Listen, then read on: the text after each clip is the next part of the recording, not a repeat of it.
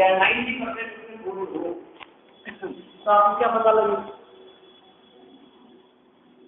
असली सोने के नाम पर आपको सोने का जेवर और असली हीरो के नाम पर उसमें नकली मिक्स करके यदि दे दिए जाए तो आपको क्या पता लगेगा? आपको तो परख है नहीं, आप तो जानते नहीं, पहचानते नहीं है, और आप उसकी परख और जांच करवाते भी नहीं है।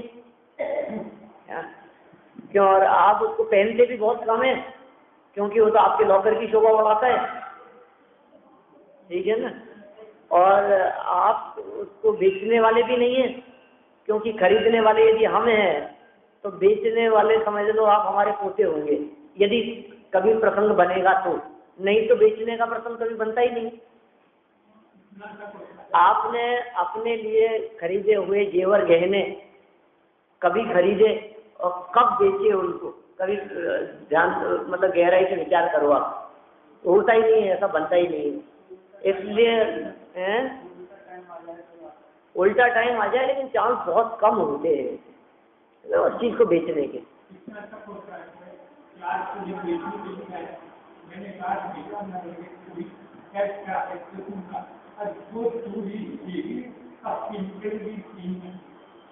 देखो ऐसा तक भी हो जाता है, माने ये धोखाधड़ी। अब अपन क्या कहते हैं उसमें, लूट लिया हमारे को, धोखा दे दिया हमारे को। कभी कदाचित बात खुल जाए तो, पता लग जाए तो ये नहीं रहा, तो हमारे साथ में बहुत बड़ा धोखा। क्यों धोखा हो गया है कि कहा तो कुछ और था और मिला और कुछ है, तो उसका नाम है ठग, बेईमानी, धोखाधड़ी।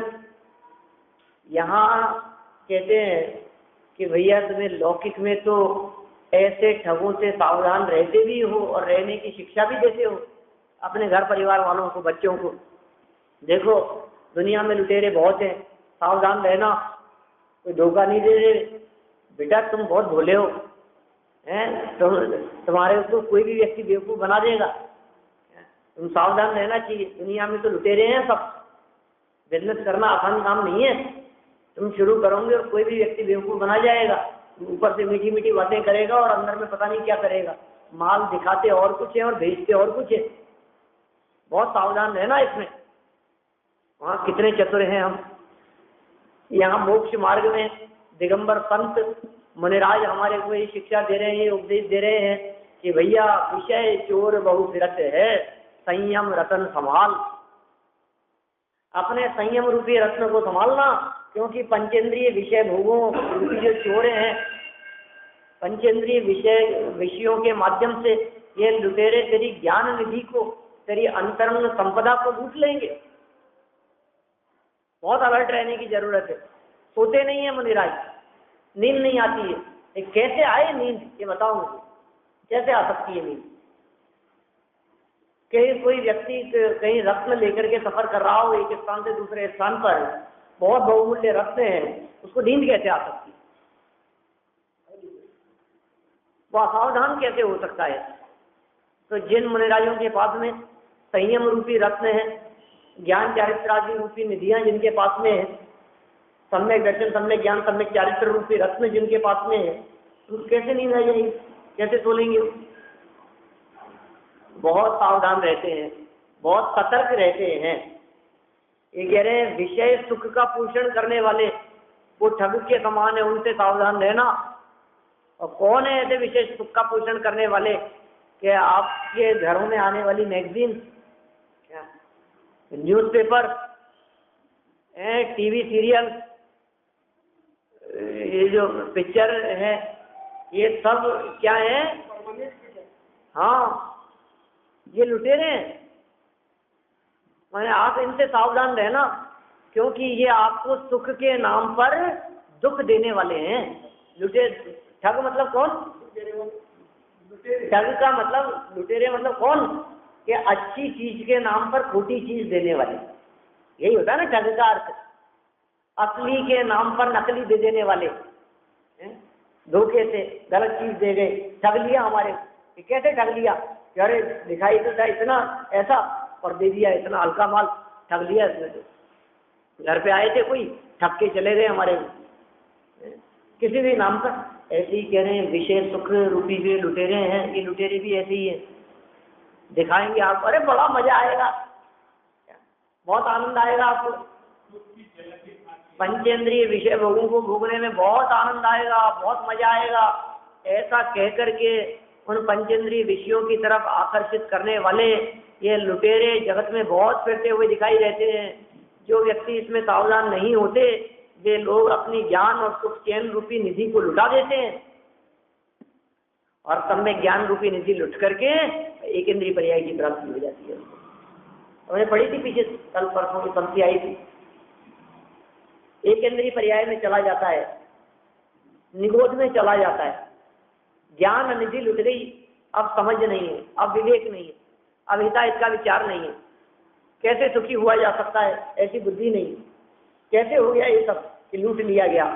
भव विकट वन में कर्म बैरी, ज्ञान धन मेरो हरियो। संसार रूपी भयानक जंगल में कर्म रूपी शत्रुओं ने, कर्म बैरी, मेरे ज्ञान रूपी धन का हरण कर लिया। ये ऐसे शत्रु है, ज्ञान धन को हरण कर लेने वाले, ज्ञान रूपी निधि को लूट लेने वाले ऐसे शत्रु हैं। और फिर उसमें और ऊपर से यहाँ चर्चा की है उसका पोषण करने वाले ठग। देखो क्या होता है, एक तो ऐसा व्यक्ति जिसने हमारे को आकर के लूटा है, और दूसरा ऐसा कि हम ही खुद जाकर के खुद ही होशियारी करके हम ही लुटवाया है, अपना धन वैभव खर्च कराए हम, उसमें वो तो आया नहीं था हमारे पास में बेचने के लिए।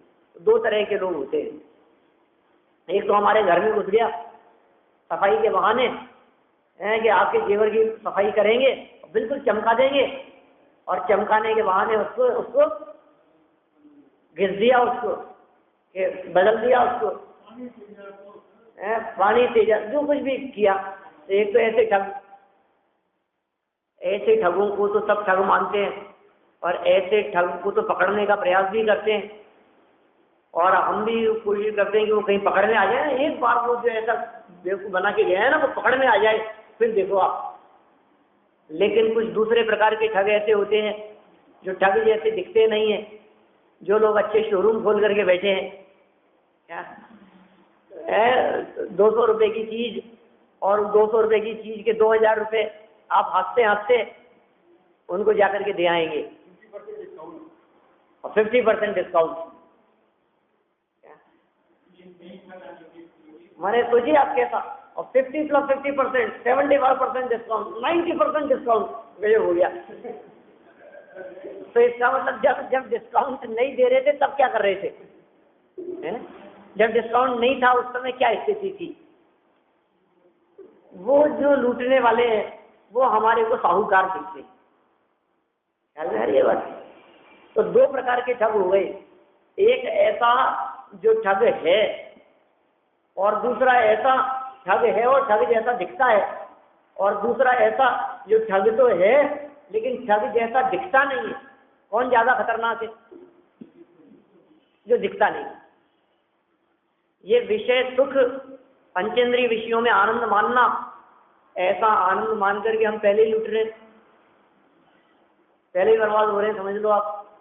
इस मनुष्य जन्म को प्राप्त करके इस मनुष्य जन्म रूपी बहुमूल्य क्षणों को हम बर्बाद कर रहे हैं। कैसे बर्बाद कर रहे हैं? पंचेंद्रिय विषयों में फंसकर और उलझकर, खुद ही अपने आप से ही, तो अपने आप ही ठगाया जा रहा है। लेकिन तापर और उसमें ऐसे मिल जाते हैं पोषण करने वाले लोग, जो समझिए आप फंसते हुए जीवों को और ज्यादा फंसाने वाले हैं। तो यहाँ उन जीवों के संदर्भ में बात कही है, विषय सुख का पोषण करने वाले ठग हैं, उन ठगों से सावधान रहने की प्रेरणा यहाँ आचार्य देव देना चाहते हैं।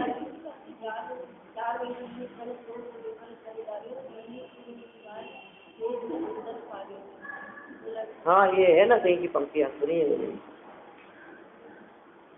तो इस तरह की पंक्तियां वही बात है, निधि को लूटने के संदर्भ में ही चर्चा है। देखिए अपन यहाँ शार्दूल विक्रीडित नाम का एक श्लोक है, इस श्लोक पढ़ते हैं। बोल श्लोक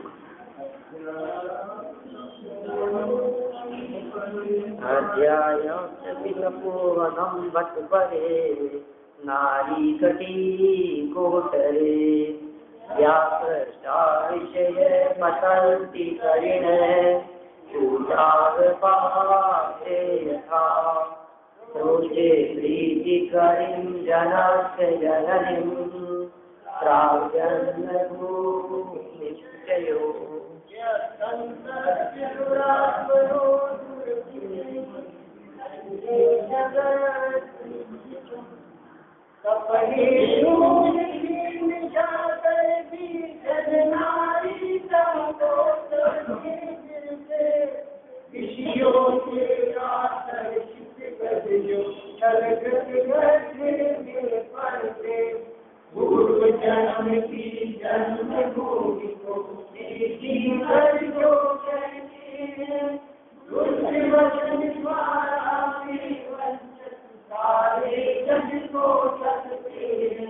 कौन से ठगों की बात कर रहे हैं, कैसी चर्चा की है इन्होंने।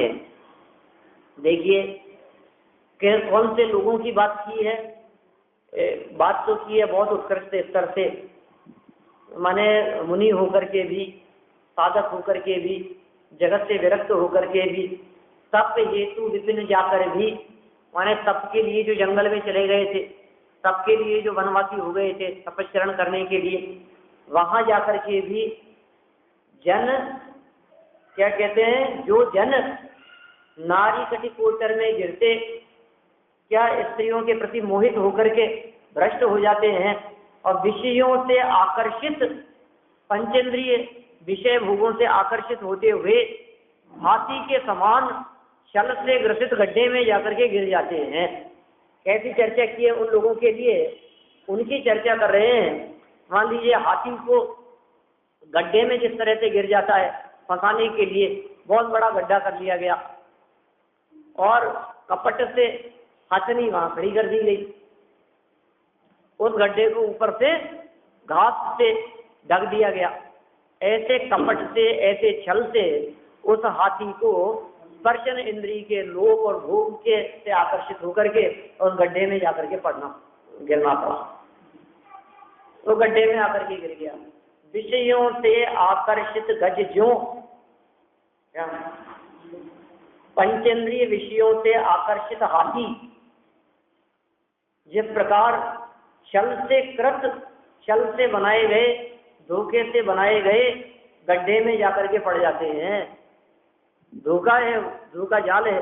और पूर्व जन्म की जन्मभूमि को प्रीतिकर जो कहते हैं, उसको जो प्रीतिकर कहते हैं, और दुष्ट वचनों के द्वारा ऐसे वंचक सारे जगत को ठगते हैं। विषयों में आनंद बताने वाले, भोग से मुक्ति की चर्चा करने वाले, ऐसे जगत में फंसाने वाले लोग मिलते हैं बहुत। वे कहते हैं इनसे आपको मुक्ति की प्राप्ति हो जाएगी, और लोग भगवान जैसे पूजते हैं और मानते हैं, स्वीकार करते हैं कि हाँ हाँ वास्तव में बात तो सच्ची है। अरे किसी से विरक्त यदि होना हो तो इतना खाओ लड्डू कि फिर लड्डू खाने की मन में ही नहीं रहे। ऐसा हो जाता है ना, हमने इतने लड्डू खा लिए कि अब लड्डू ही मन से उतर गया। तो वो ये कहते हैं कि आपको पंचेंद्रिय विषय भोगों से यदि विरक्ति चाहिए तो आप विषयों को इतना भोगो कि आप उससे विरक्त हो जाओ। ऐसा कहते हैं लोग, सच्चाई नहीं है ये। जगत में ऐसे पंचेंद्रिय विषय भोगों को भोगने की प्रेरणा देने वाले लोग बहुत मिलेंगे, और उनके लिए यहाँ दिगंबर पंत गुणभद्राचार्य देव निष्ठुर ठग शब्द का प्रयोग कर रहे हैं। वे ठग हैं, वे लूट रहे हैं, धोखे में मत आ जाना। ऊपर ऊपर से देखने पर उनकी बात अच्छी लगती है, ऊपर से देखने पर आपको अच्छा लगेगा कि बात तो सच्ची कह रहे हैं साहब, बिल्कुल सही बात है। हमने 3 दिन हो गए हमारे को चूरमा बाटी खाते हुए, अब मन से उतर गया। 3 दिन से खा रहे वही चूरमा, पर चूरमे की मन में नहीं आती है ना।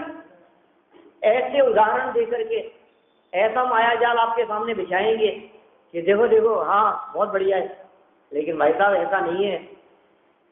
अग्नि कभी ईंधन से तृप्त नहीं होती, ऐसा तर्क दिया है आचार्य।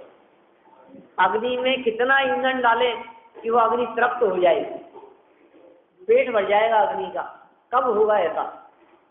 उस अग्नि में और घी डाला हमने, उस अग्नि के अंदर और घी डाला हमने, और तेल डाल दिया, और उसके अंदर हमने लकड़ी डाल दी, घास डाल दी, कब वो शांत हो जाएगी?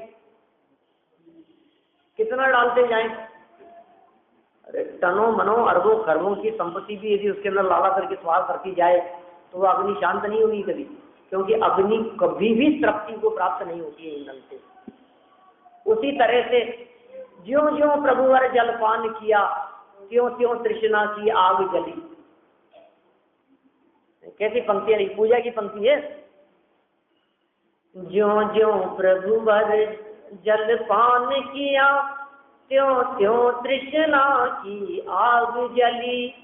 ही आस की प्यास बुझेगी अब पर वह तब मृग तृष्णा निकली। आशा तृष्णा से जला हृदय जल लेकर चरणों में आया। होकर निराश सब जग भर से अब सिद्ध शरण में मैं आया। सिद्ध परमेश्वरी पूजन का चंद है। सिद्ध परमात्मा की पूजन करते समय जल के चंद में कितनी मार्मिक बातें लिखती है। जो जो जल पान किया ऐसा लगता था और थोड़ा सा पी लूं और थोड़ा, अब तृप्ति मिल जाएगी, अब तृप्त हो जाऊंगा। कि अरे ये तृप्त तो हो नहीं पाएगा और तृप्त होते होते पहले प्राण निकल जाएंगे, प्राण चले जाएंगे। संसार वृक्ष का स्वरूप दिखाया है बलिचंद जी के मंदिर में है चित्र, ऐसा ही स्वरूप है। बस एक बूंद और, बस एक बूंद और मर रहा है और सब तरफ से मौत दिखाई दे रही है और इसको लगता है कि बस थोड़ा सा, अरे अभी आ रहा हूं ना। और देखो आप श्री गुरु माने समझिए आप देव और देवी वे दोनों पुकार रहे हैं, बचाने के लिए आ गए हैं। विमान देखा, वो चित्र देखा होगा सभी ने। कोई व्यक्ति कहीं से हाथी, पागल हाथी उसके पीछे पड़ गया और वो दौड़ता दौड़ता भागता भागता जंगल में भागे जा रहा है और हाथी पीछे पड़ गया है। भागते भागते एक डाल को पकड़ करके ऊपर लटक गया हाथी से बचने के लिए। वो हाथी तो पागल था, दौड़ता दौड़ता पहुंच गया वो और पेड़ को हिलाने लगा। कैसे बचेगा तू? वो कौन है हाथी? काल रूपी हाथी। काल पीछे पड़ा है, दौड़ रहा है। आप कितना भी बचने का प्रयास करो उस काल से बच नहीं पाएंगे, उस काल रूपी हाथी से। और जिन शाखाओं को पकड़ करके वो लटका हुआ है वहां ऊपर दो चूहे उस डाल को काट रहे हैं, एक सफेद है और एक काला है। एक रात का प्रतीक है और एक दिन का प्रतीक है। ठीक है, माने दिन और रात वो निरंतर उसको काटने का काम कर रहे हैं। आयु पूरी होती चली जा रही है, जीवन पूरा होता चला जा रहा है। या तो वो हाथी गिरा देगा, नष्ट कर देगा, और वो नीचे झांकता है कि हाथी तो इसको उखाड़ने में लगा है और मैं भाग जाऊं। कहाँ भागेगा? तुझे छलांग लगा करके ऊपर उछल गया था, नीचे अजगर और सर्प दिखाई दे। 4 सर्प है, बीच में अजगर है। चारों सर्प 4 गति के प्रतीक है और बीच में बैठा हुआ अजगर वो निगोध का प्रतीक है। गिरेगा नीचे, मरेगा, कोई उपाय नहीं है। यहाँ बोलो सब तरफ से मौत दिखाई दे रही है। हाथी मार देगा, सर्प अजगर से मर जाएगा, चूहे काट रहे हैं, गिरेगा, छूटना स्वाभाविक है। लेकिन ऐसा होने के काल में भी जैसे ही उसने ऊपर की तरफ दृष्टि दी और वहां मधुमक्खियों का छत्ता लगा हुआ था, एक बूंद आई उसमें से और उसके मुंह के आसपास गिरे और उसने चाटा तो उसको आनंद आ गया और मजा आ गया।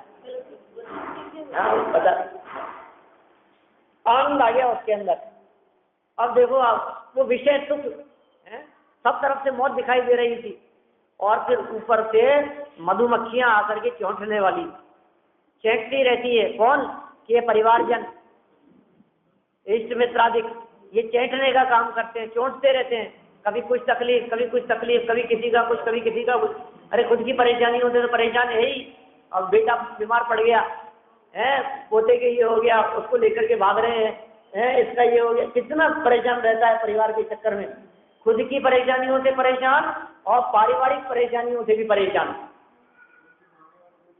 आगे पूरी करते रहो। ऐसी स्थिति में अब कोई चांस नहीं दिखाई दे रहा है मधुमक्खियों से समस्याएं दिखाई दे रही है, हाथी से समस्या दिखाई दे रही है, सर्प और अजगर सामने पड़े हुए दिखाई दे रहे हैं, चूहे काट रहे हैं, दिन रात एक एक क्षण व्यतीत होता चला जा रहा है।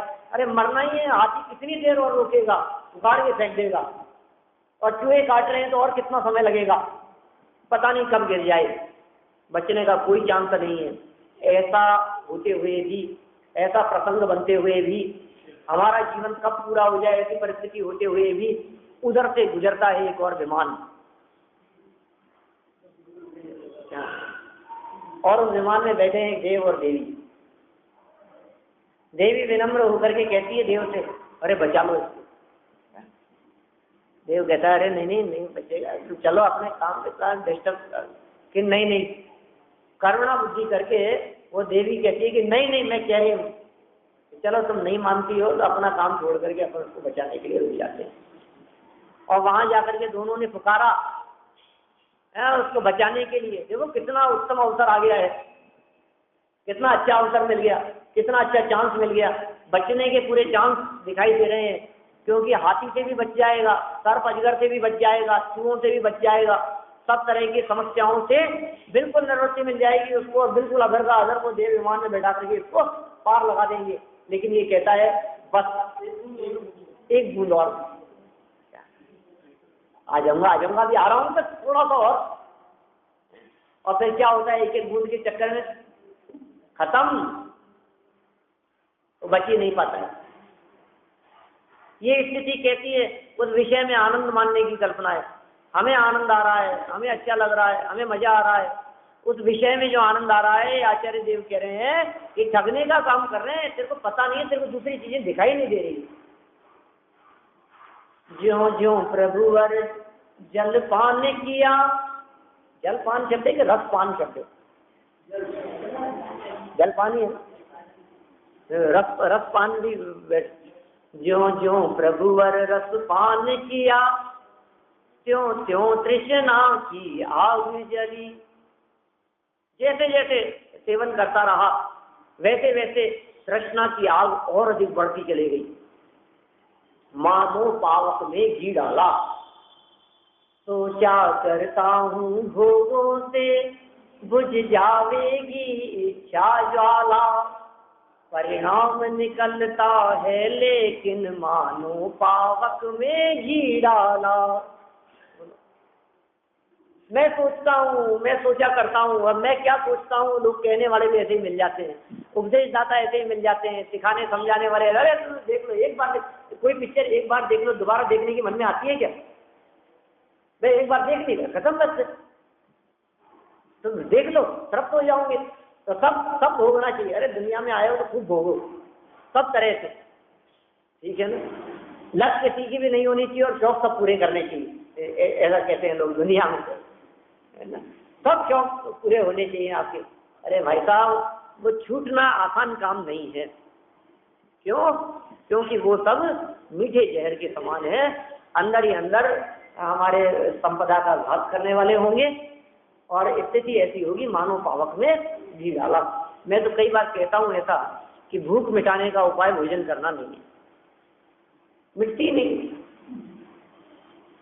भोजन करके आज तक कभी किसी की भूख मिटी ही नहीं है। अरे कैसे मिटती है? कि जिन्होंने भोजन का त्याग कर दिया उनकी भूख सदा के लिए मिट जाती है। हम क्या करते हैं? हम भोजन करके भूख मिटाना चाहते हैं। मिटेगी कि नहीं मिटेगी? बोलो, भोजन करने से भूख कैसे नहीं मिटेगी? तो खाते ही रहते। क्षणिक तृप्ति जरूर मिलती है, 4-6 घंटे का आराम जरूर मिलता है हमारे को, लेकिन फिर भी ये तो फूटा घड़ा है, अंदर में अग्नि जल रही है, जठराग्नि जिसे कहते हैं। पेट की अग्नि को क्या, अंदर में अग्नि जो जल रही है ना। आपने जो सुबह खाया है और भरपेट भोजन कर लिया है आपने सुबह 10 बजे 11 बजे, और शाम तक वो फिर खाली हो गया, कि वो जो भोजन किया था वो गया कहाँ? अंदर अग्नि में भस्म हो गया, अंदर ही अंदर भस्म हो गया, वो सब खत्म हो गया, पता नहीं कहाँ चला गया, और फिर पेट खाली। तो ऐसे अंदर में अग्नि जल रही है, तो उसका निषेध कर रहे हैं। ये कह रहे हैं ऐसे लोगों को ठग कह करके पुकार रहे हैं, ऐसे लोगों की झीठता की यहाँ बात कर रहे हैं जो लोग दुष्ट वचनों के द्वारा सारे जगत को ठगने का काम करते हैं। देखिए अर्थ इसका, हाँ, धर्म से भ्रष्ट होने वाले कोई जीव तप करने के स्थान, वो लोग क्या कह रहे हैं, धर्म से भ्रष्ट होने वाले, तप की बात तो नहीं है, जो भ्रष्ट होने वाले जीव दिखाई देते हैं सिर्फ उनकी बात कर रहे हैं। कोई जीव, सभी नहीं, कोई तप करने के स्थान अर्थात वन में जाकर भी विषयों से प्रेरित होकर कपट से बनाए हुए गड्ढे में गिरने वाले हाथी के समान स्त्री के कटी छिद्र में गिरते हैं, मोहित हो जाते हैं कि रूप को देख करके उसकी तरफ आकर्षित हो जाते हैं। कैसे हो जाते हैं कि विषयों से प्रेरित होकर, और किसके समान हो जाते हैं, तो वह कपट से बनाए हुए गड्ढे में गिर जाते हैं और हाथी के समान। जिस तरह ऐसा बलवान सामर्थ्यशाली होता हुआ भी वो हाथी उस गड्ढे में गिर पड़ता है, ठीक उसी प्रकार ये राग और मोह में फंसे हुए जीव उस गड्ढे में गिर जाते हैं। अरे मैं तो ऐसा मानता हूँ कि योनि तो मनुष्य का जन्म स्थान होने से उसकी माता है, और उसे प्रीति उत्पन्न करने वाली कहकर खोटी कविताएं लिखने वाले, मैंने समझिए आप, जो ऐसे राग रंग और रस बढ़ाने वाले कविताएं लिखने वाले और ऐसे कवि सम्मेलनों आदि के माध्यम से जगत के जीवों को उलझाने वाले, फंसाने वाले, राग विकार और कषाएं अंदर में उत्पन्न करने वाले, उनको प्रेरित करने वाले, ऐसे लिखने वाले दुष्ट आत्मा कौन है वे? दुष्ट आत्मा कुकवियों के दुष्ट वचनों से यह जगत ठगाया जाता है। ये बात 1000 वर्ष पहले की है, उसी समय का अर्थ है, उसी समय का मूल श्लोक है गुणभद्राचार्य देव का। माने 1000 साल पहले भी ऐसे लिखने वाले बहुत मौजूद थे, जो ऐसे राग रंग बढ़ाने वाले काव्यों की रचना किया करते थे। वो होता ही था, उस समय और कोई माध्यम तो था नहीं। और आज तो इन सब चीजों के लिए प्रकट दिखाई देता है, हमारे सबसे बड़ा माध्यम तो दूरदर्शन ही दिखता है, टीवी।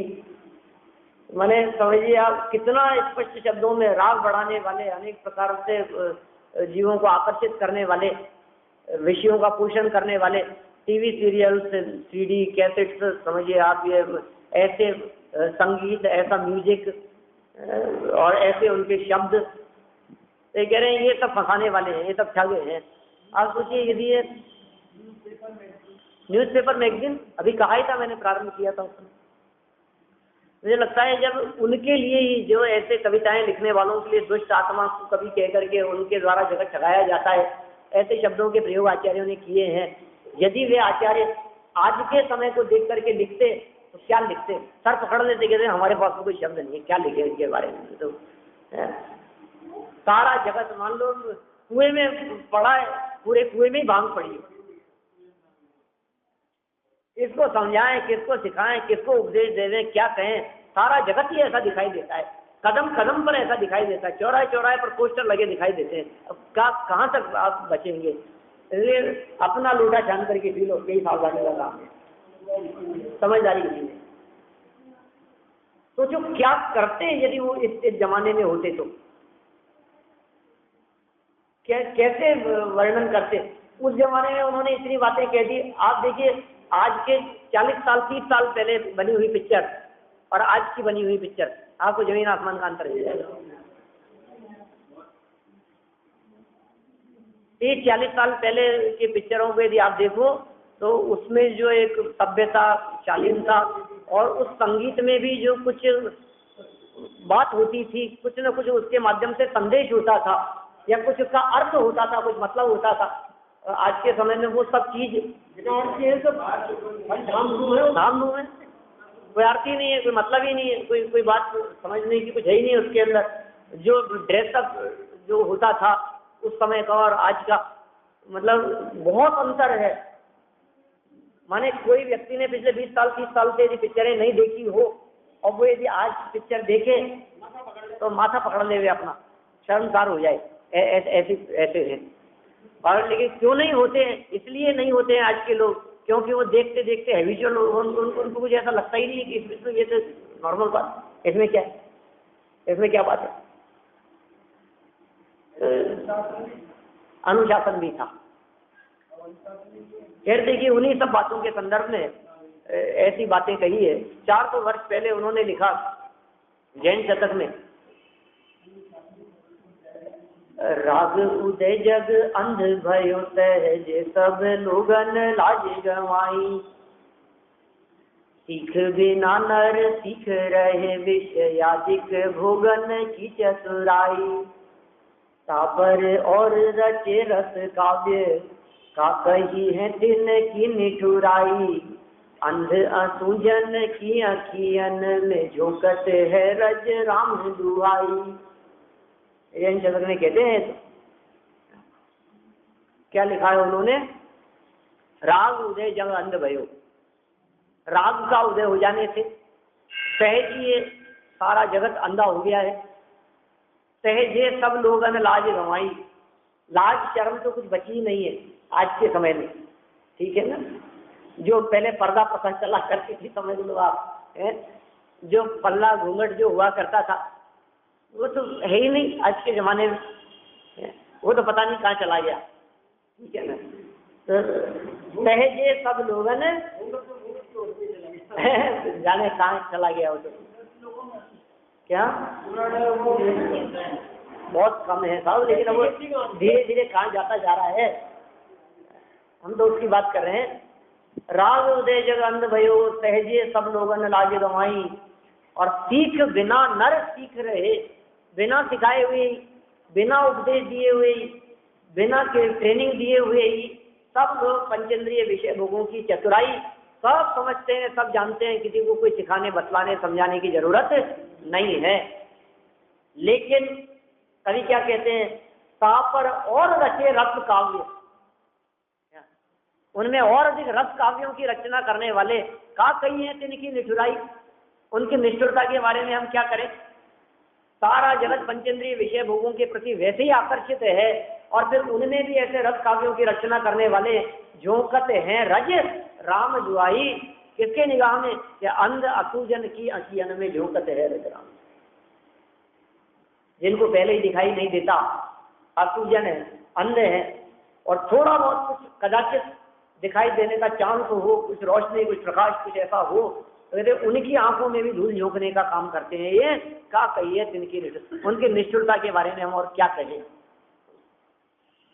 बिल्कुल वही उसी का मान लो आप अनुवाद कर दिया है कि यहीं से उन्होंने वो उठाया। 400 वर्ष पहले की वो पंक्तियां हैं और 1000 वर्ष पहले का ये अपने अर्थ पढ़ रहे हैं।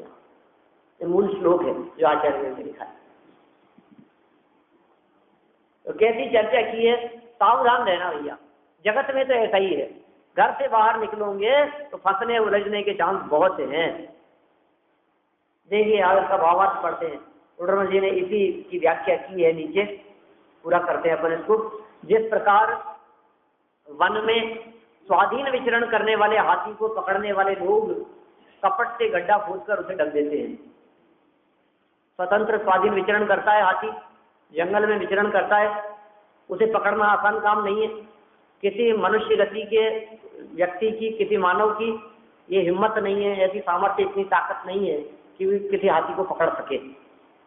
तो क्या करते हैं, गड्ढा खोदकर उसे ढक देते हैं, और विषय सेवन के लोभ से हाथी उस गड्ढे में गिरकर अनेक कष्ट सहता है।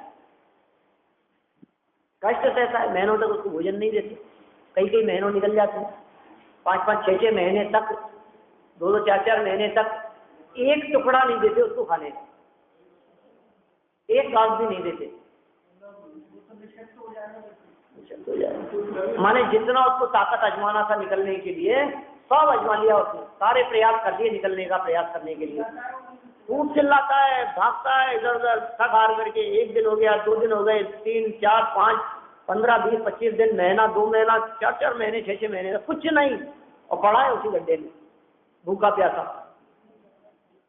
और फिर क्या होता है, अनेक कष्ट सहता है वहां, और फिर एक टुकड़ा रोटी का किसी ने दिया, अरे यार ये ये आया है कोई हितैषी मेरा है? ये मेरा उपकारी है, मैं तो भूख को मर रहा था, यदि ये ला करके मुझे एक रोटी नहीं देता तो मैं तो मर ही जाता, मैं तो भूख को मर ही रहा था, मैं तो यही उपकारी है। फिर वो जैसा जैसा कहता है वैसा करने लगता है। अब उनके अधीन हो गए हाथी दादा, है ना, उसका दास हो जाता है। ये कह रहे हैं कष्ट सहना पड़ता है गड्ढे में गिर करके, उसी प्रकार वन में स्वाधीन विचरण करने वाले हाथी के समान मुनिराजों का उदाहरण देकर के कह रहे हैं, ऐसे मुनियों को भ्रष्ट करने में कारण स्त्री का योनि स्थान है, और विषय सेवन के लोभ से वे स्त्री के योनि में रमण करते हैं और परलोक में अनेक कष्ट सहते हैं। जिस तरह से वो हाथी 4-6 महीने तक अनेक प्रकार, और 4-6 महीने क्यों, वहां से निकलने के पश्चात भी, और फिर अंकुश के माध्यम से, या समझिए आप, वो महावत उसके माथे पर बैठ करके उससे काम कराता है, और फिर जीवन पर्यंत उसके अधीन हो गया, पराधीन हो गया। ये कह रहे हैं ऐसे ही परलोक में भी अनेक कष्ट सहन करते हैं। आचार्य देव कहते हैं कि जीव को काम विकार तो अनादि से है, विकारी तो अनादि से है ये जीव, उसे वैराग्य पोषक शिक्षा देने वाले मिले तो काम विकार घटे। बोलो समस्या क्या है? श्री गुरु मिले भी है, इसको जिनवाणी मिली भी है, और योग्य दिगंबर संत इसको उपदेश भी दे रहे हैं, ऐसा माहौल भी बन गया है। क्या कह रहे हैं? आचार्य देव कहते हैं कि जीव का काम विकार तो अनादि से है, ठीक है ना। आहार भय मैथुन परिग्रह, ये 4 संज्ञाएं इसके अनादि काल से है, तो मौजूद है, विकार तो अंदर में मौजूद ही है। अब उस विकार और काम और भोग की जो इसकी प्रवृत्ति है, इसका जो मानस है, इसका जो विकारी चित्त है, उसके चित्त की शांति के लिए यदि कोई उपदेश देवे, सदगुरु वैराग्य पोषण उपदेश देवे, ऐसे शिक्षा देने वाले मिले, तो इसका अंतरंग विकार थोड़ा बहुत कुछ घटे और थोड़ा बहुत इसको सहजता शांति मिले। कब हो सकता है ये, कब घट सकता है? जब कोई उपदेश देने वाले ऐसे मिल जाएं, ऐसे कोई शास्त्र मिल जाएं, ऐसे वैराग्य प्रेरक पंक्तियां जिसको सुनने को मिले, तब जाकर के काम होगा। परंतु समस्या क्या है? शास्त्र तो कम मिलते हैं क्या, और ये भोगों का पोषण करने वाले पुस्तकें, ऐसी मैगजीन वो ज्यादा मिलती है। तो परंतु खोटे कवि, कवि नहीं खोटे कवि, माने समझिए आप बिहारी आदि के माध्यम से लिखे गए जो दोहे हैं, या समझिए आप ये इन्होंने भी लिखे थे, बनारसी दास जी ने भी, क्या ये बनारसी दास जी ने नाटक समयसार लिखा, तो नाटक समयसार लिखने के पहले उन्होंने सैकड़ों हजारों श्लोक लिखे थे, 700-800 श्लोकों का तो उल्लेख मिलता है, छंद दोहे इस तरह के बनाए थे जो जगत के जीवों को राग और काम विषय पोषण के अंदर सहयोगी बने, प्रेरित करने, ऐसे बनारसी दास जी 400 वर्ष पहले। लेकिन जब उनके हाथ में गोवटसार समयसार आदि ग्रंथ लगे और जब उनके हृदय में अध्यात्म का रस जगा, तो उन्होंने अपने ही द्वारा रचित उन सब छंदों को जो लिखे हुए थे उन सबको नदी में जाकर के बहा दिया, नष्ट कर दिया उन सब, और फिर नाटक समयसार रूप से छंदों की रचना की। तो सतसैया के दोहरे कुछ नहीं है, जो नाविक के तीर देखने में छोटे लगे घाव करे गंभीर, बहुत इस तरह के जो पुरानी जो पंक्तियां मिलती है, तो सबका निषेध करने वाले बिहारी के सतसैया ये कह रहे हैं खोटे कवि अनेक युक्तियों से उनके अंगों को रमणीय दिखाकर उनके विकार को और अधिक बढ़ाने वाले काव्य लिखते हैं। अनेक प्रकार की उपमाएं दे करके, काल्पनिक उपमाओं के माध्यम से इन जगत के जीवों को आकर्षित करने का प्रयास करते हैं, और उनके वचनों से ठगाकर यह जीव चेतता नहीं है, ये जीव चेतता नहीं है, उनके वचनों को सुनकर के ठगाया जाता है।